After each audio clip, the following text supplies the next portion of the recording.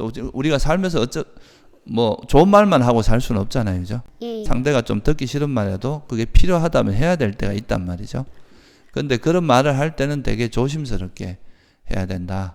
그러니까 이거는 사실이기도 하고, 이런 말을 들었을 때 상대가 이익이 되고 또 적절한 타이밍이라고 생각을 했을 때는 상대가 좀 뭐 그것 때문에 뭔가 이렇게 불편하게 생각하더라도 그 이야기는 해도 된다 그랬거든요.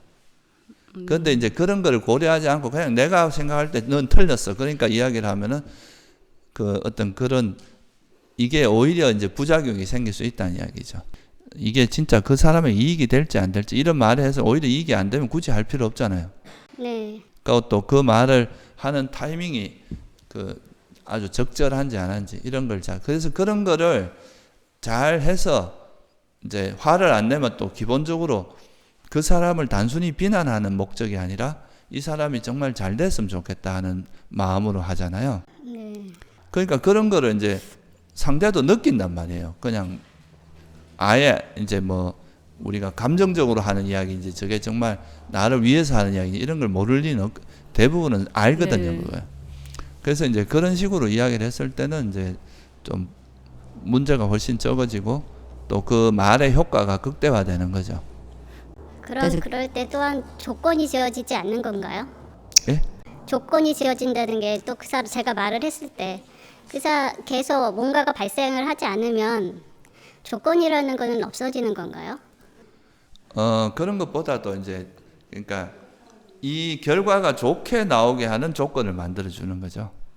네. 그러니까 내가 적절하게 지혜롭게 행동을 하면 그 말의 효과가 의미 있는 말이 되잖아요. 네. 근데 이제 그런 걸 잘 못하고 그냥 내가 그냥 하고 싶고 이건 해야 되고 옳다고 생각하니까 무조건 하는 이야기는 그게 잘못하면 그 오히려 상대를 거슬러 기분 나쁘게 하고 오히려 그걸로 인해서 문제가 생길 수도 있다는 거죠. 우리가 절에서도 보면 이제 그런 게 있거든요. 스님들끼리도 이거는 분명히 저 스님이 잘못한 건데 그렇다고 해서 이제 뭔가 이렇게 절차 없이 그냥 내 감정에 따라서 이야기를 푹 해버리면 또 되게 네가 뭔데 나한테 이런 소리 이렇게 이제 이게 감정 다툼이 될 수가 있단 말이에요. 네. 그러니까 이런 걸 이야기를 할 때도 좀 더 이렇게 절차를 밟아서 뭐 이렇게 적당한 뭐 말을 해야 될 시기라든가 같이 뭐 차를 한 잔 마시면서 마음이 좀 누그러졌을 때 한다거나 뭐 그런 이제 방법을 쓰면 훨씬 더 부드럽게 이제 그런 이야기를 전달할 수 있는데 그렇지 않고 자기가 그냥 옳다고 생각하는 이야기가 아무리 그게 옳다 해도 그냥 무조건 상황과 때와 장소를 안 가리고 이야기를 해버리면 그게 이제 문제가 될 소지가 있다는 거예요. 그래서 그런 걸 잘 판단하기 위해서는 내가 화가 난 상태에서는 보통은 이제 말이 먼저 팍 나가버리죠. 네. 그럴 수 있죠. 그러니까 문제가 생기죠. 근데 이제 내가 마음이 화가 안 나고 이제 이 마음이 가라앉아 있는 상태 같으면 이게 그 사람한테 정말 이익이 되는지 또는 이 말을 해서 적절한 시기인지 뭐 이런 걸 충분히 고려해서 이야기를 하기 때문에 문제가 훨씬 더 잘 풀어질 수 있다는 거죠. 알겠습니다. 네. 네. 그리고 방금 전에 보살님께서 말씀하신 그 적당한 때에 말을 해라라는 그 말씀, 제가 니까야를 읽으면서 그 부분이 굉장히 많이 와닿아서 일상생활에서도 누구한테 말을 할 때 이런 것들을 좀 생각을 하거든요.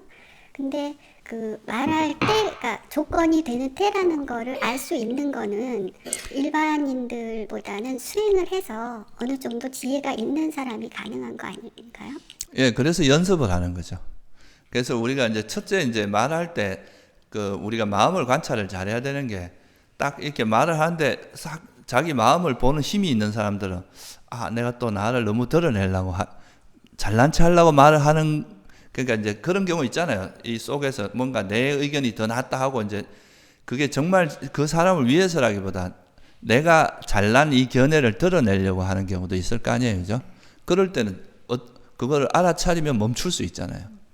내가 또 나를 드러내려고 하는 거구나 하고 그때는 멈추고 다시 이렇게 상황을 볼 수 있고 또 막 그 상대가 말하는 걸 듣고 화가 나서 이야기가 나올 때 그럴 때도 화가 나는 거 알아차리면 또 약간 멈출 수 있겠죠. 그런 식으로 연습하다 보면 이제 여유가 생기는 거예요. 그 말을 뭐 빨리 하고 안 하고 중요한 게 아니라 어떻게 적절하게 말하고 이런 거를 하느냐, 그런 것에 대한 이제 훈련이 되니까, 첫째는 이제 번뇌가 작동하면 그 보통 안 좋은 말로 나가게 돼 있습니다. 그 부작용이 일어나게 돼 있어요. 그래서 그런 마음이 장애가 움직일 때 멈추고 다시 이렇게 한 번 더 그 상황을 본 다음에 그 충분히 이게 정말 이게 적절한지 한번 생각을 한 다음에 말을 하면 훨씬 더 이제 그 문제가 안 생기고 적절하게 말을 할 수 있겠죠. 그래서 부처님이나 아라한이나 부처님 같은 분들은 쓸데없는 말을 안 해요. 우리가 그 팔정도 중에 그 바른 말의 4가지, 그릇된 말 중에 4가지가 쓸데없는 말이 들어가잖아요. 그러니까 쓸데없는 말을 하지 않고 이제 시적절한 말을 할 줄 아는 그런 능력이 생기는 거죠. 그러니까 말을 잘하는 것도 어떤 면에서는 상당히 어렵습니다. 훈련을 많이 해야 돼요.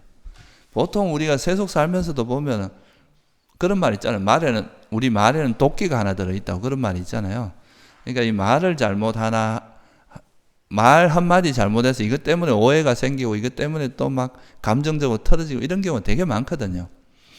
그래서 말을 되게 아끼고 꼭 필요하지 않은 말은 좀 절제하고 이런 것도 수행자한테는 되게 좋은 덕목이에요.